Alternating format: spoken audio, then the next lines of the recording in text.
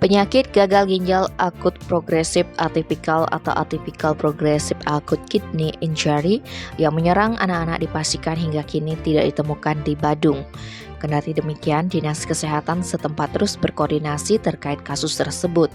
Direktur Utama Rumah Sakit Daerah Mangusade Dr. Wayan Darto menyatakan hingga kini belum ditemukan masyarakat Badung yang terkena gagal ginjal akut. Pihaknya meminta masyarakat tidak panik akan hal tersebut mengingat masih dalam penelitian apa penyebab terjadinya gagal ginjal akut. Hal senada disampaikan Kepala Dinas Kesehatan Badung Dr. Made Padma Puspita.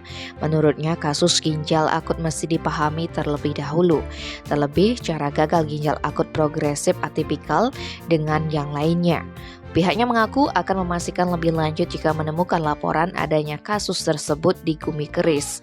Kendati belum ditemukan, Padma Puspita menerangkan tetap dilakukan koordinasi bersama fasilitas pelayanan kesehatan dan Dinas Kesehatan Provinsi Bali terkait kasus tersebut. Pihaknya juga menginginkan masyarakat tidak cemas berlebihan terkait adanya kasus yang menyerang anak-anak tersebut. Sementara itu, Ketua IDAI Bali Gusti Ngurah Sanjaya Putra mengatakan adanya imbauan Kemenkes harus diikuti sampai investigasi terhadap segala jenis sirup selesai dan membuahkan hasil.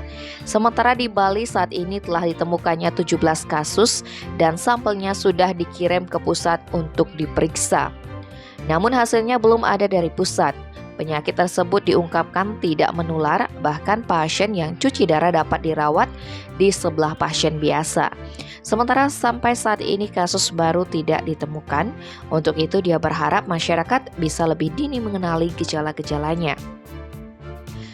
Salah satu penanggung jawab Apotek Adiguna Denpasar Ratih Chandriani Putri menjelaskan pihaknya telah menyetop sementara menjual segala jenis obat sirup.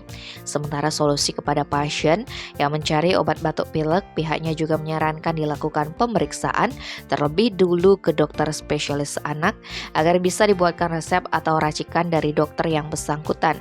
Obat jenis sirup disebutkan sangat banyak yang dijual, baik berupa vitamin, obat panas, obat batuk maupun pilek.